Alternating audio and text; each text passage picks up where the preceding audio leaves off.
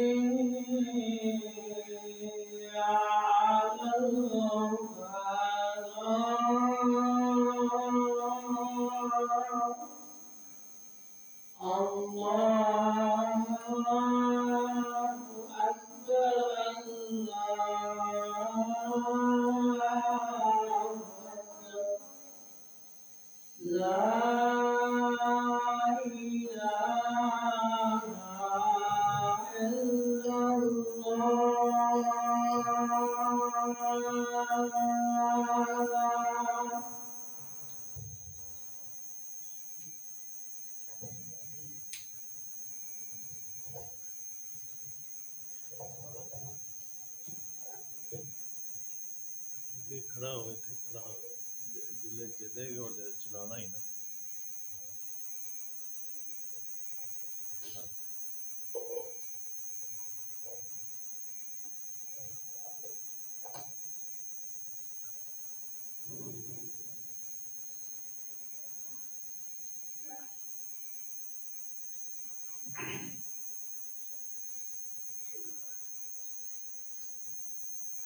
अस्सलामु अलैकुम व रहमतुल्लाहि व बरकातुहू।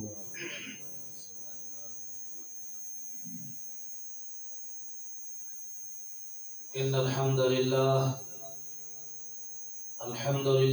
नहमदुहु व नस्तईनुहु व नस्तगफिरुह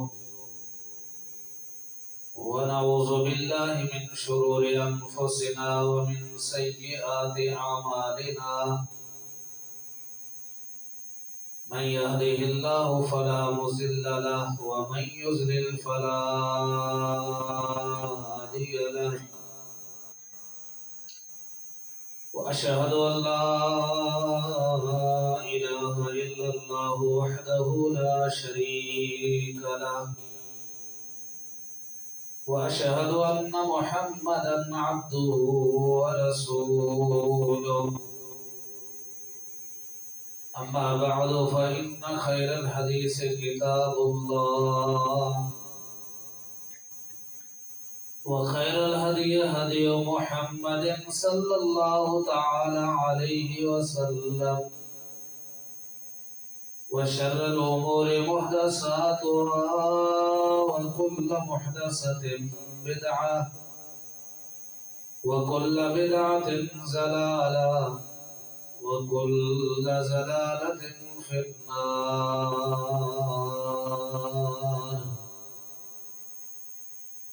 أعوذ بالله السميع العليم من الشيطان الرجيم من همزه ونفخه ونفسه. بسم الله الرحمن الرحيم.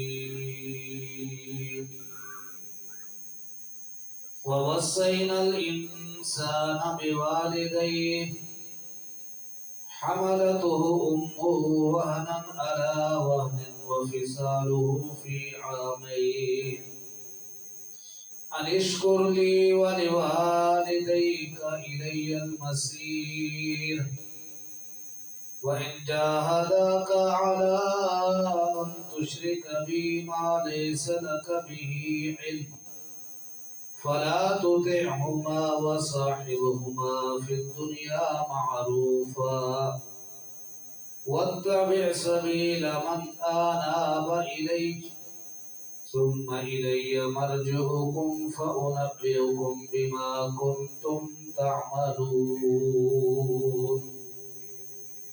اللهم صل على محمد وعلى آل محمد كما صليت على إبراهيم وعلى آل إبراهيم إنك حميد مجيد. اللهم بارك على محمد وعلى آل محمد كما باركت على إبراهيم وعلى آل إبراهيم إنك حميد مجيد. رب اشرح لي صدري ويسر لي أمري واحلل عقدة من لساني يفقهوا قولي. رب زدني علما.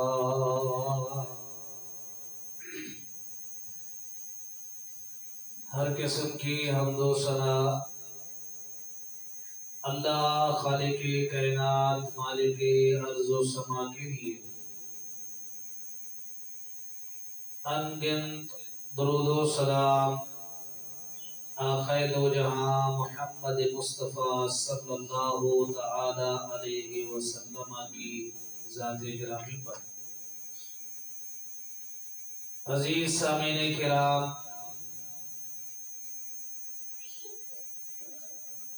پچھلے خطبہ جمعۃ المبارک میں ہمارا موضوع چل رہا تھا عظمت والدین اور ان کی خدمت کے فوائد و ثمرات. دو فائدے آپ کے سامنے ذکر کیے تھے. پہلا فائدہ یہ تھا کہ ماں باپ کی خدمت کرتے رہنے سے انسان کے رزق میں اضافہ ہوتا رہتا ہے، اور دوسرا فائدہ یہ تھا کہ ماں باپ کی خدمت کرنے والے شخص کی زندگی میں جب بھی کوئی آزمائش آتی ہے، پریشانی آتی ہے، تو اللہ تعالی ماں باپ کی خدمت والے نیک عمل کی وجہ سے اس کی پریشانی ختم کر دیتے ہیں. آج بھی کوشش کرتے ہیں کہ آج کے خطبہ جمعۃ المبارک میں ماں باپ کی خدمت کے فائدے تو بہت زیادہ ہیں. کوشش کریں گے کہ آج بھی دو فائدے جو ہیں وہ ہمارے سامنے آ جائیں. تو تیسرا فائدہ ذکر کرنے سے پہلے یہ بات یاد رکھیں، پورے قرآن پاک کو آپ ترجمہ کے ساتھ پڑھ لیں. کئی مقامات پر اللہ تعالی نے اپنے حق عبودیت کو بیان کرنے کے بعد حقوق العباد میں سب سے پہلے ماں باپ کا تذکرہ فرمایا ہے، حتیٰ کہ جہاں اللہ نے اپنی عبادت کا حکم دیا، درس دیا، تو اپنی عبادت کا حکم دینے کے بعد فوراً اللہ تعالی نے ماں باپ کے ساتھ احسان کرنے کا بھی حکم دیا، جیسا کہ اللہ تعالیٰ کا ارشاد گرامی ہے وَقَضَىٰ رَبُّكَ أَلَّا تَعْبُدُوا إِلَّا إِيَّاهُ، تیرے رب کا یہ فیصلہ ہے کہ صرف اس ایک اللہ کی عبادت کرو۔ اور آگے کیا فرمایا؟ وَبِالْوَالِدَيْنِ إِحْسَانًا، ماں باپ کے ساتھ احسان کرو۔ سورہ لقمان سے جو آیت کریمہ میں نے آپ کے سامنے خطبہ مسنونہ میں پڑھی، یہاں اللہ تعالیٰ کا ارشاد ہے وَوَصَّيْنَا الْإِنسَانَ بِوَالِدَيْهِ، ہم نے انسان کو وصیت کی، حکم دیا کہ اپنے ماں باپ کے ساتھ احسان کرنا ہے۔ اچھا، احسان کب ہوتا ہے؟ احسان ہوتا ہے کہ جب میرے ذمہ جو حقوق ہیں وہ میں نے مکمل ادا کر دی، حق کے خدمت پورا ادا کر دیا، اس حق کے خدمت کو ادا کرنے کے بعد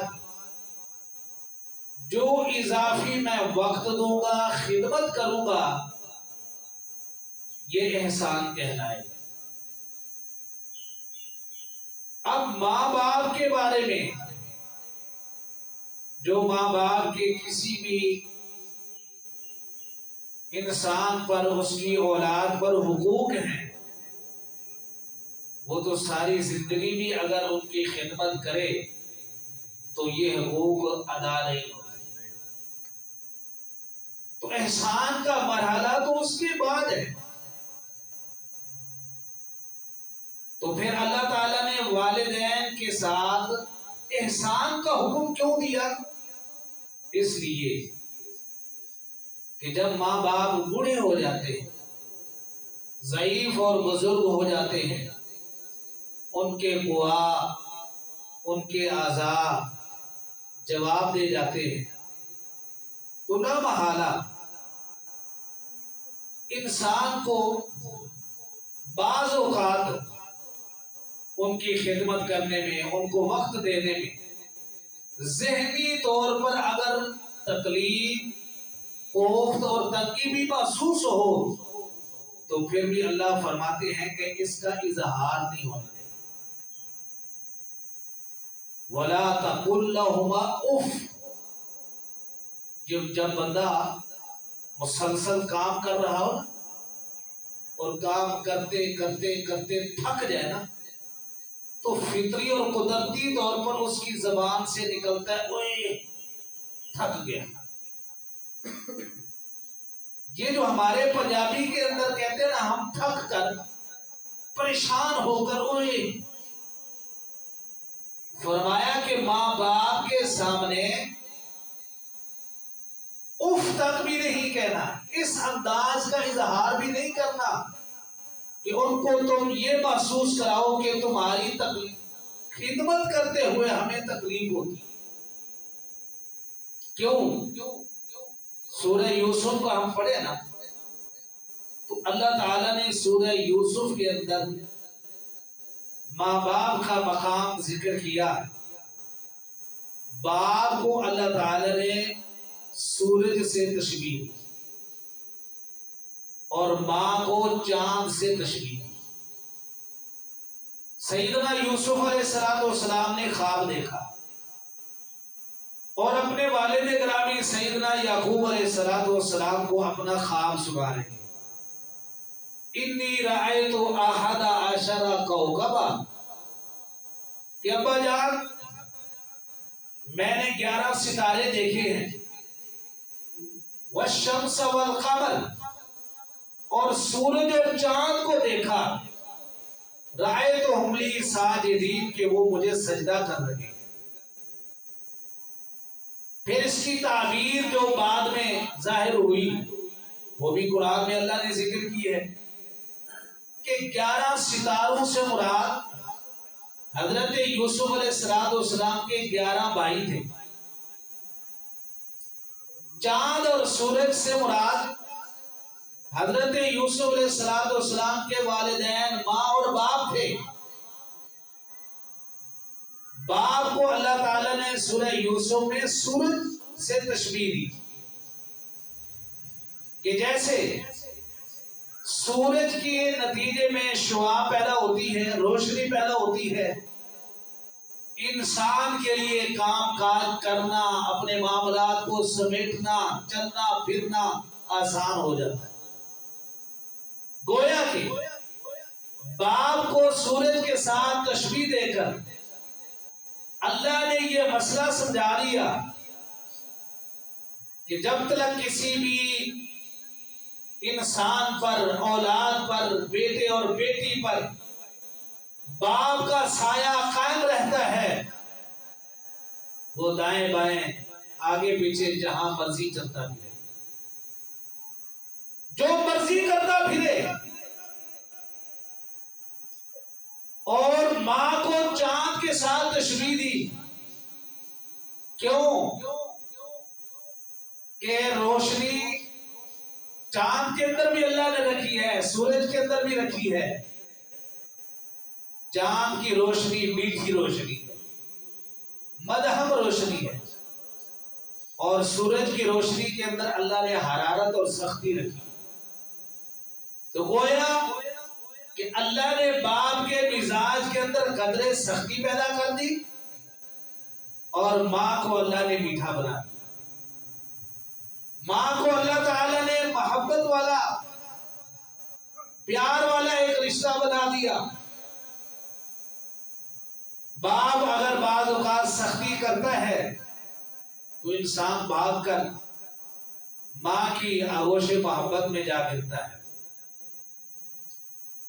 حضرت عبداللہ ابن مسعود رضی اللہ تعالی عنہ رسول اللہ صلی اللہ علیہ وسلم سے مسئلہ پوچھتے ہیں، اللہ کے نبی ایک مسئلہ تو بتائیں۔ آپ نے فرمایا کہ کیا مسئلہ ہے؟ عرض کرتے ہیں ای الاعمال احب الی اللہ، اللہ کے نبی دنیا میں کرنے کے نیک اعمال تو بہت زیادہ ہیں، یہ ارشاد فرمایا کہ اعمال میں سب سے زیادہ محبوب عمل، اللہ کو پسند آنے والا عمل کون سا ہے؟ پیارے رسول صلی اللہ علیہ وسلم نے ارشاد فرمایا الصلاۃ لوقتها، وفی روایت الصلاۃ فی اول وقتها، نماز کو اس کے وقت پر ادا کرنا یہ ایک ایسا عمل ہے نیک اعمال کی دنیا میں کہ جو اللہ کو سب سے زیادہ پسند ہے۔ سیدنا عبداللہ ابن مسعود رضی اللہ عنہ نے پھر پوچھا اللہ کے نبی دوسرے نمبر پر کون سا عمل ہے؟ آپ نے فرمایا کہ بر الوالدین، ماں باپ کے ساتھ نیکی کرنا، ماں باپ کے ساتھ نیکی کرنا۔ یہ اعمال کے اندر ایسا عمل ہے جو اللہ کے ہاں اس کو محبوب ہونے میں، اس کو پسند آنے میں یہ دوسرے نمبر پر ہے۔ باقی سب نیک اعمال ماں باپ کی خدمت والے درجے کے بعد آتے ہیں۔ ماں باپ کے ساتھ نیکی کرنا، ان کی خدمت کرنا، یہ جو نیک عمل ہے اللہ کو بڑا ہی پیارا ہے، بڑا ہی پیارا ہے۔ اس لیے تو رسول اللہ صلی اللہ علیہ وسلم نے فرمایا نا کہ رضا اللہ فی رضا الوالد، لوگوں یہ بات اچھی طرح پلے باندھ لو، اللہ کی رضا اور خوشنودی باپ کی رضا اور خوشنودی میں، کسی کی اولاد پر اس کا باپ راضی ہے، خوش ہے، تو وہ سمجھے کہ میرا اللہ بھی مجھ پر راضی اور خوش ہے۔ اب آئیے قرآن پاک سے ایک مثال سنیے کہ جس بیٹے نے دنیا میں رہ کر اپنے باپ کو خوش کیا، راضی کیا، اللہ نے اپنے اس بندے پر اپنے راضی ہونے کا قرآن میں اعلان کر کے بتایا کہ میں واقعتاً راضی ہوتا ہوں۔ سیدنا ابراہیم علیہ السلام کو اللہ نے حکم دیا کہ آپ کا یہ چھوٹا سا بچہ اسماعیل لے جاؤ، اس کو جنگل میں میرے حکم پر ذبح کر دو۔ ابراہیم علیہ السلام یہ خواب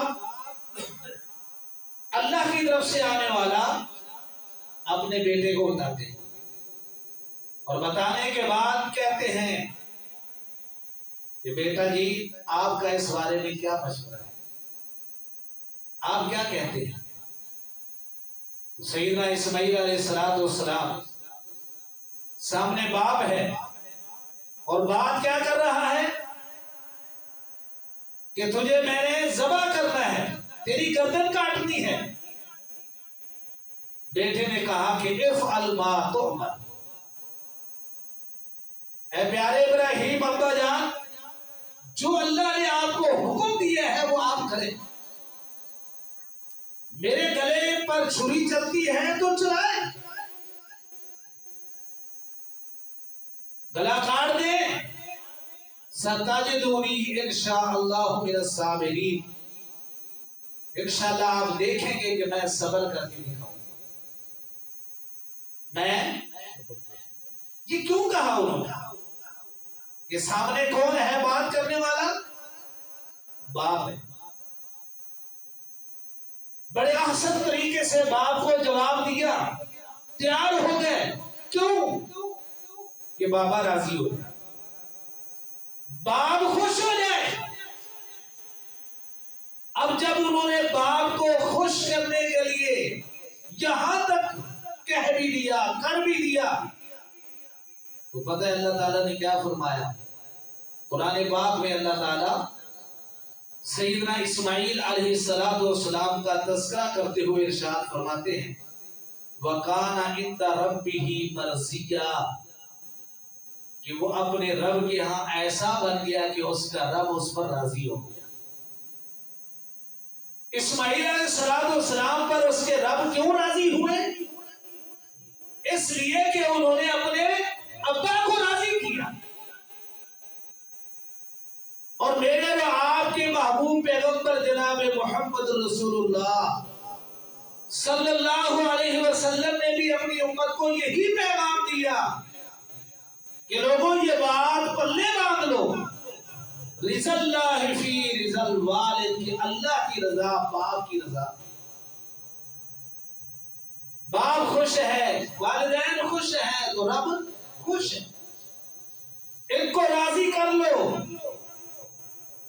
یہ کتنا بڑا فائدہ ہے کہ ماں باپ کی خدمت کرنے کے نتیجے میں انسان کے ساتھ بندے پر اللہ راضی ہو جائے، اور ہمیں شاید اب تو اندازہ نہ ہو، اس لیے کہ ہمارے سامنے ابھی دنیا کی رونقیں موجود ہیں، دنیا کے اندر ایسے فتنے موجود ہیں جو ہمیں آخرت سے، قبر سے غافل کیے ہوئے ہیں۔ لیکن جیسے ہی موت کا فرشتہ آئے گا اور روز محشر برپا ہوگا، اور جن جن لوگوں پر اللہ روز قیامت اپنے راضی ہونے کا اعلان فرمائیں گے، پھر پتہ چلے گا کہ اللہ کا راضی ہونا، اللہ اپنے بندوں میں سے کسی بندے پر راضی ہو جائے، خوش ہو جائے، یہ کتنی بڑی نعمت ہے۔ آئیے میں آپ کو ایک حدیث سناتا ہوں۔ رسول اللہ صلی اللہ علیہ وسلم نے فرمایا کہ جنتی جنت میں پہنچ گئے، حالانکہ جنت تک جانے میں کتنے پاپڑ بیلنے پڑے؟ یہ زندگی جو ہم جی رہے ہیں نا، یہ بھی کسی آزمائش سے کم نہیں ہے کہ نہیں؟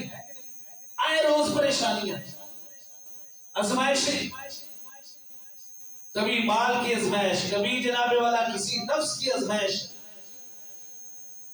کبھی ذہنی تکلیف.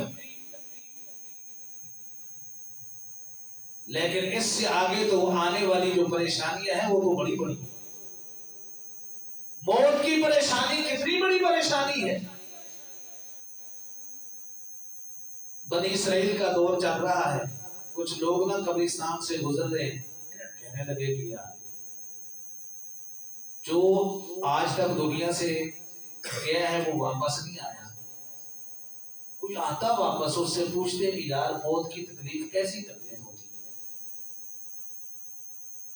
نیک اور صالح لوگ تھے، انہوں نے وضو کیا، 2 رکعت نماز پڑھی اور اللہ سے دعا کی کہ یا اللہ یہ قبرستان ہے، کسی ایک مردہ کو کھڑا کر دے کہ اس سے ہم پوچھیں کہ موت کی تکلیف کتنی ہوتی. اللہ نے ان کی دعا کو قبول کیا.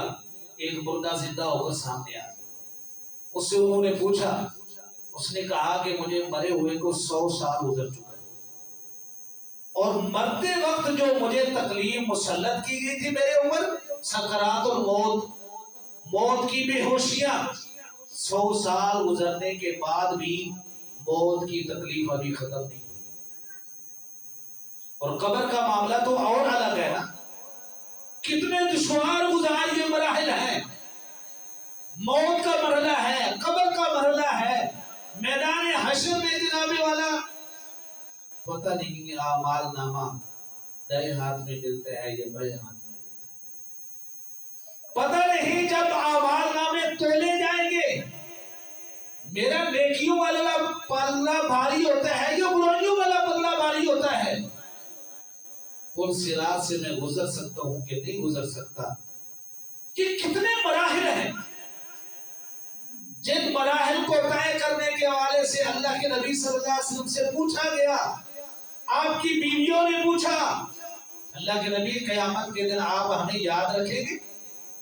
آپ نے فرمایا ہاں کوشش کروں گا کہ تمہیں یاد رکھوں، لیکن یاد رکھو کہ 3 مرحلے ایسے ہیں کہ جہاں میں نبیوں کا سردار ہونے کے باوجود بھی، آنا سید ولد آدم ہونے کے باوجود بھی تمہیں بھول جاؤں.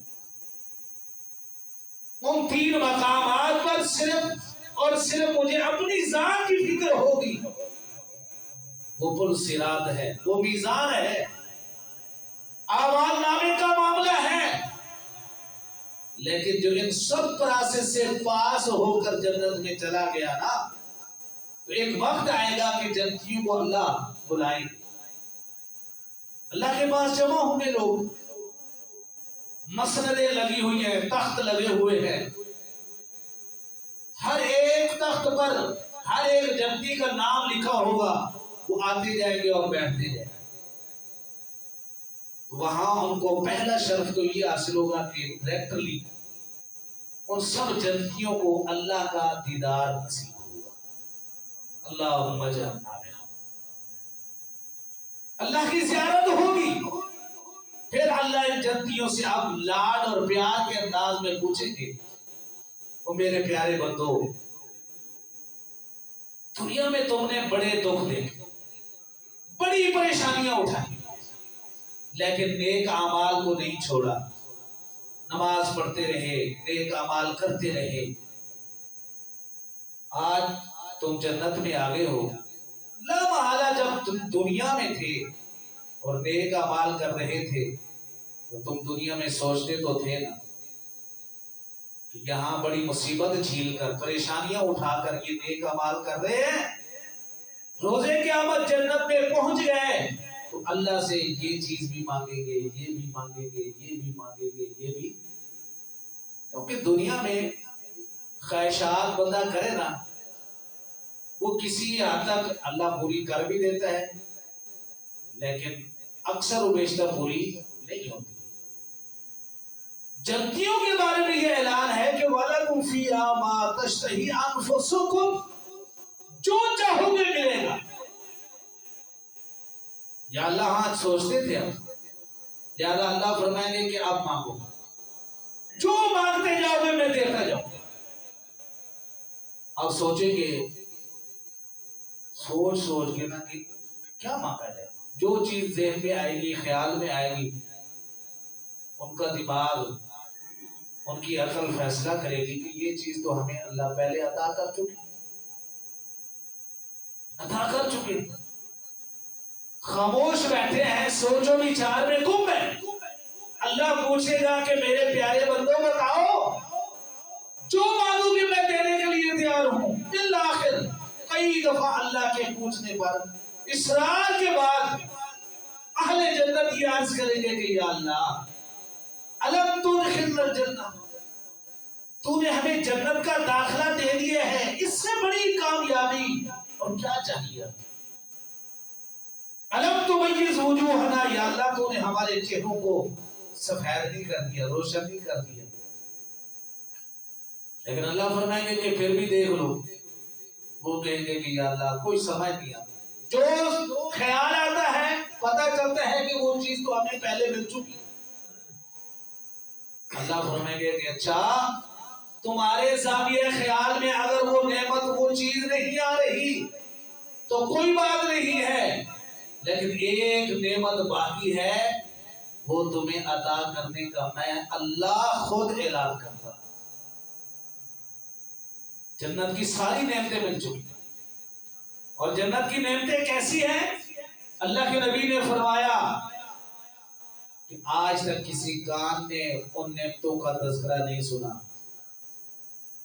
کسی آنکھ نے جنت کی ان نعمتوں کو آج تک دیکھا نہیں، ولا خطر علی قلب ابن آدم، کسی انسان کے دل میں ان نعمتوں کا آج تک کوئی تذکرہ نہیں ہوا، خیال تک نہیں آیا۔ ایسی نعمتیں اللہ نے جنت میں تیار کی ہے۔ بالآخر اللہ کیا فرمائیں گے؟ احل علیکم رضوانی فلا اسقط علیکم ابدا، میرے جنتی پیارے بندو جن کے اندر مرد بھی ہوں گے، عورتیں بھی ہوں گی، اللہ فرمائیں گے کہ میں تمہارے اوپر آج راضی ہوں، کبھی تمہارے اوپر ناراض نہیں، کبھی تمہارے اوپر ناراض نہیں ہوگا۔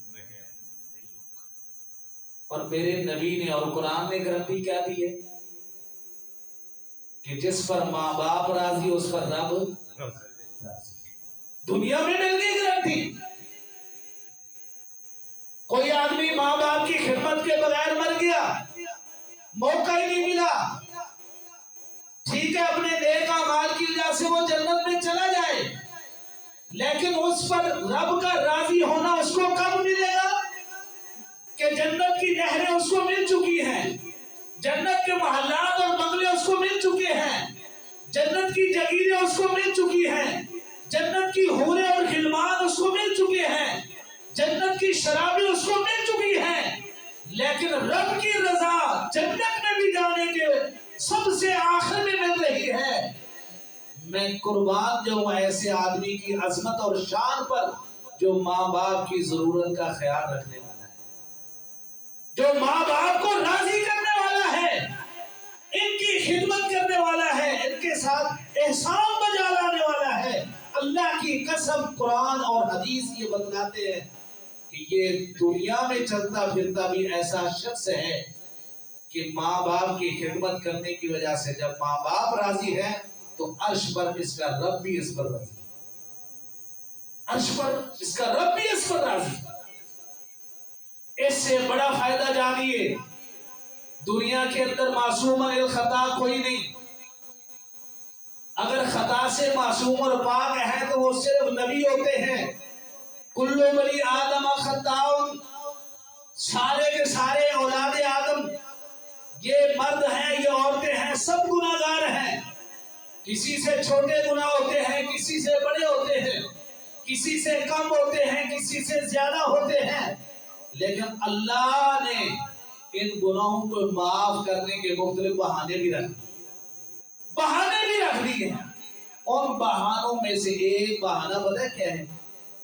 ماں باپ کی خدمت کرنا، ماں باپ کے ساتھ سلوک اچھا کرنا، ان کے ساتھ احسان کرنا، یہ ایک ایسا عمل ہے کہ اسپیشلی آپ نے ٹائم نہیں نکالا، اسپیشلی آپ نے ہاتھ نہیں اٹھائے، اسپیشلی اللہ سے معافی نہیں مانگی، اسپیشلی اللہ سے توبہ طیب نہیں ہو رہے، صرف کیا کر رہے ہیں؟ ماں باپ کی خدمت کر رہے ہیں، ان کی ضروریات کا خیال کر رہے ہیں۔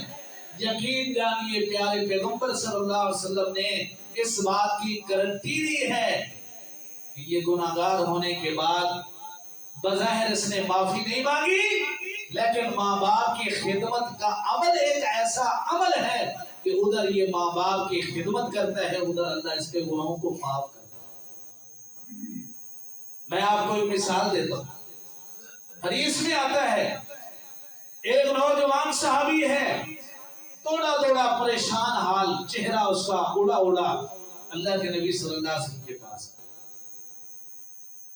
آ کر عرض کرتا ہے اللہ کے رسول صلی اللہ علیہ وسلم انی اصبت ذنبا عظیما، اللہ کے رسول مجھ سے بہت بڑا گناہ ہو گیا، فہل لی من توبہ، جتنا بڑا وہ گناہ کر کے آیا تھا نا، وہ اپنے طور پر یہ سمجھ رہا تھا کہ شاید اتنے بڑے گناہ کی تو اللہ کے معافی بھی نہ ہو، معافی بھی نہ ہو، اتنا وہ ڈرا ہوا، سہما ہوا۔ اللہ کے نبی فہل لی من توبہ، اتنا بڑا گناہ ہو جانے کے بعد بھی کیا مجھ سے خطا ہونے کے بعد میں معافی مانگوں، توبہ کروں تو میرا گناہ معاف ہو جائے گا؟ آپ علیہ السلام نے اب گناہ اس نے کون سا بتایا؟ کوئی چھوٹا موٹا نہیں، کوئی معمولی نہیں، اس لیے کہ مسلمان آدمی تھا، اس کو اتنا تو پتہ ہی تھا نا کہ چھوٹے موٹے گناہ جو ہیں وہ تو نمازیں پڑھنے سے بھی معاف ہو جاتے ہیں، معافی مانگنے سے تو اللہ ویسے ہی گناہوں کو معاف کر دیتے ہیں۔ پتہ نہیں کیسا بڑا گناہ ہوگا کہ جس کے بارے میں وہ یہ تصور کر رہا ہے کیا میری توبہ قبول ہوگی؟ آپ علیہ السلام نے اتنے بڑے گناہ کو معاف کروانے کا جو نسخہ اور عمل بتلایا وہ کیا بتلایا؟ آپ نے فرمایا حل لک من امک، او بندے، او میرے صحابی اور میرے امتی، یہ بتلا کہ تیری ماں زندہ ہے؟ پریشان ہو کر کہتا ہے اللہ کے نبی صلی اللہ علیہ وسلم لا، میری ماں تو دنیا سے جا چکی ہے، ماں تو زندہ نہیں ہے۔ آپ نے فوراً ارشاد فرمایا کہ حل لک من خالت، آپ کی خالہ، آپ کی ماں کی بہن وہ زندہ ہے؟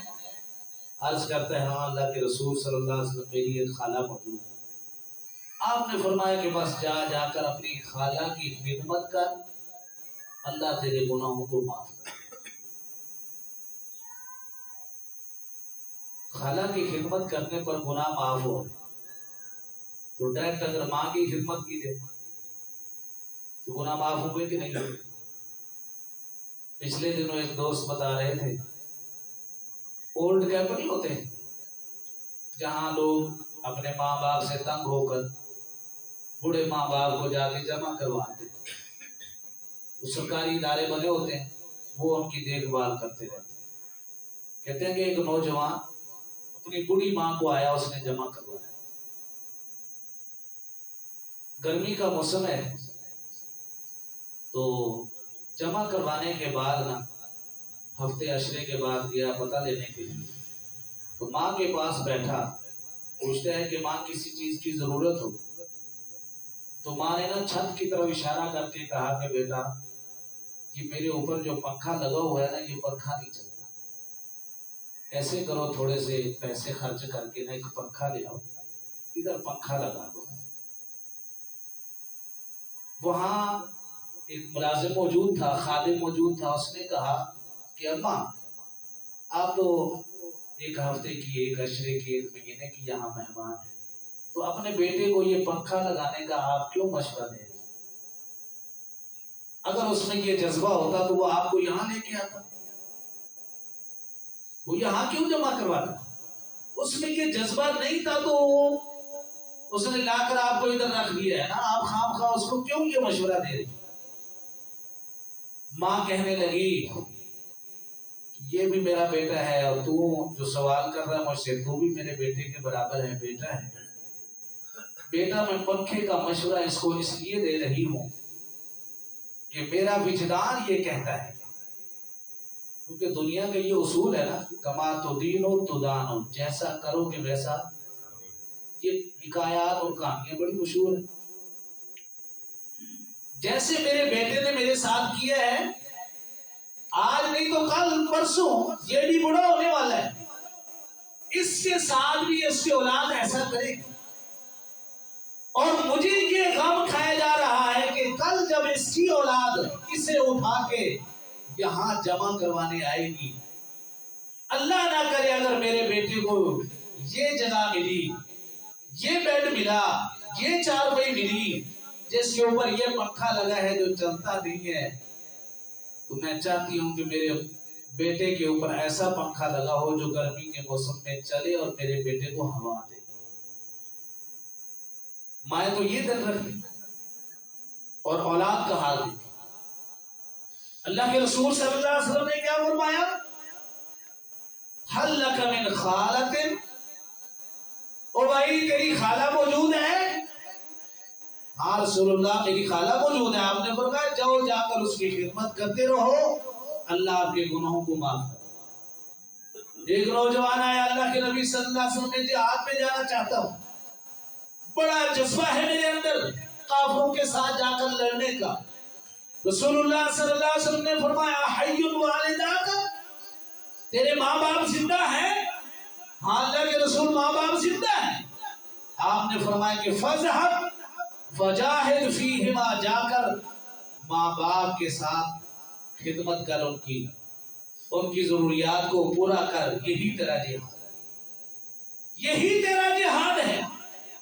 اللہ کے رسول صلی اللہ علیہ وسلم نے کس قدر جو ہے وہ صحابہ کرام کو اور اپنی امت کو اس مسئلے سے آگاہ کیا کہ لوگوں سمجھ لو ماں باپ کی عظمت اور ماں باپ کا مقام کیا ہے۔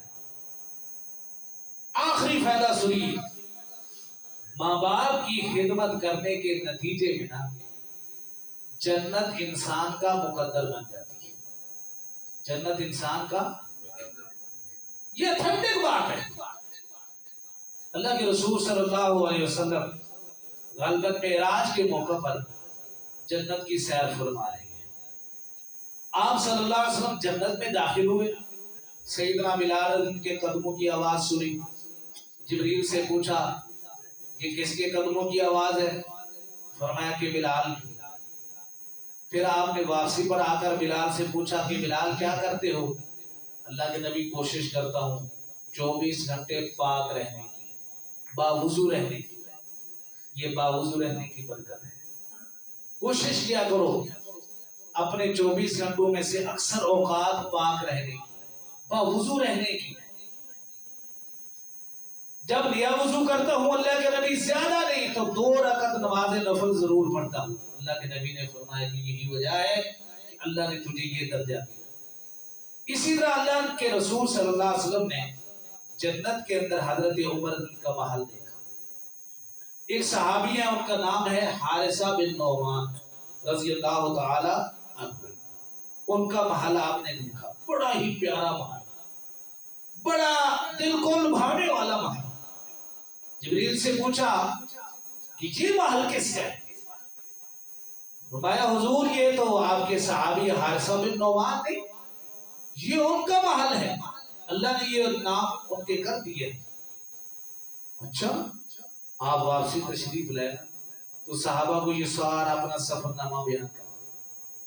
جنت کی سیر کے دوران حضرت بلال کے قدموں کی آواز کا سننا، یہ بھی بتلایا۔ حضرت عمر رضی اللہ کے محل کا تذکرہ بھی کیا، حضرت خدیجہ رضی اللہ کے محل کا تذکرہ بھی کیا، اور حضرت حارثہ بن نعمان رضی اللہ تعالی عنہ کے محل کا تذکرہ کرنے کے بعد آپ نے صحابہ کو فرمایا، او میرے صحابہ، جانتے ہو کہ حارثہ بن نعمان رضی اللہ کو اللہ تعالیٰ نے جنت کے اندر یہ محل کیوں عطا کر دیا ہے؟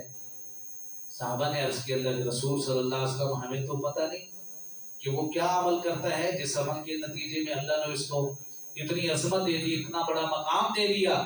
آپ نے فرمایا کہ میں جانتا ہوں کہ حارثہ بن نعمان اپنی ماں کی خدمت بڑی کرتا ہے. کیا کرتا ہے بھائی؟ بیوی کے اخراجات پورے کرنا یہ ذمہ داری ہے، کرنے چاہیے. اولاد کی حقوق ادا کرنا یہ ذمہ داری ہے، کرنے چاہیے. لیکن ماں باپ کے ساتھ تو صرف ان کو حقوق پورے کرنے کا حکم نہیں دیا، بلکہ کیا فرمایا؟ وَبِالْوَالِدَيْنِ احسانا، کہ ان کے ساتھ تو احسان کرنا. وَاخْفِضْ لَهُمَا جَنَاحَ الذُّلِّ، یہ جو ذلت کا پہلو ہے نا، اس کو دل کے اندر ان کے لیے پیار رکھتے ہوئے، شفقت رکھتے ہوئے، نرمی رکھتے ہوئے ان کے لیے بچھا دینا ہے، نچھاور کر دینی ہے اپنی ماں. جناح الذل، مرغی نے جب بچے نکالے ہوتے ہیں نا، اور چھوٹے چھوٹے بچے جب اس کے چوزے نکل آتے ہیں نا، کوا اگر حملہ کرے اس کے بچوں پر تو کیا کرتی ہے وہ؟ کوے سے اپنے بچوں اور چوزوں کو بچانے کے لیے اپنے پروں کے نیچے دے کر اپنے پر اوپر پھیلا دے. یہ مرغی اور چوزوں کی اور بچوں کی جو ماں ہے نا، جس انداز میں اس نے پروں کو پھیلایا ہوا ہے، اس کے دل و دماغ کے اندر کیا ہوتا ہے؟ بچوں کے لیے شفقت ہوتا ہے، پیار ہوتا ہے. فرمایا کہ کسی بیٹے کا، کسی بیٹی کا اپنے والدین کے ساتھ خدمت کرنے کا یہ جذبہ ہونا چاہیے کہ اپنے آپ کو ان کے اوپر نچھاور کر دیں.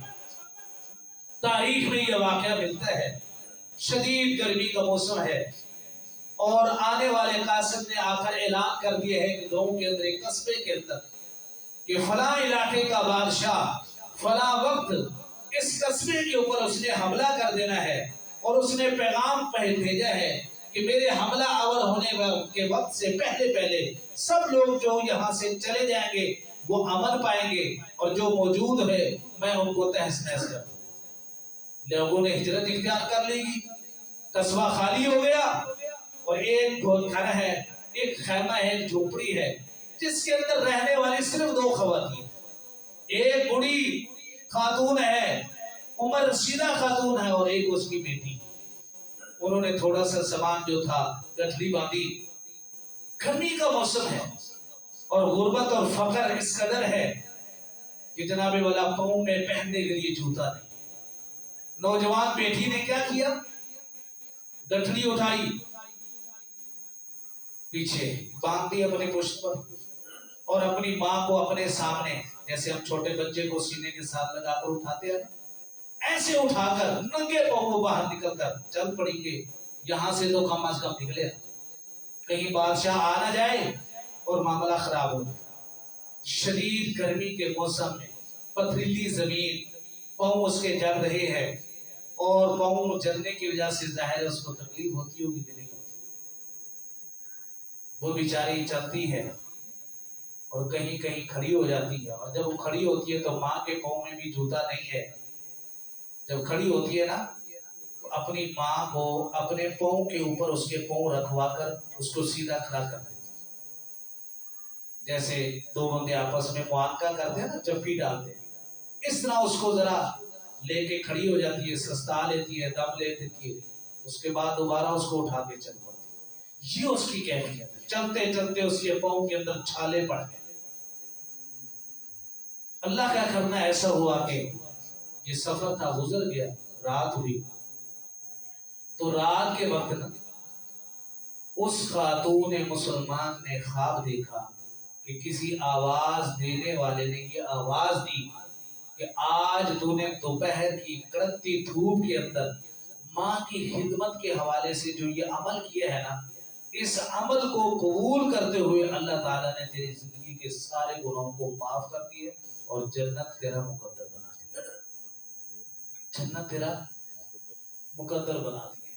اللہ تعالیٰ سے دعا ہے اللہ احکم الحاکمین ہمیں اپنے ماں باپ کی خدمت کرنے والا بنائے، جن کے دنیا سے چلے گئے ہیں ان کے لیے دعائیں کرنے والا بنائے، ان کی طرف سے صدقہ کرنے والا بنائے. ہمیں اللہ تعالیٰ ہمیں عمل کی توفیق بخشے. آمین. وما علیہ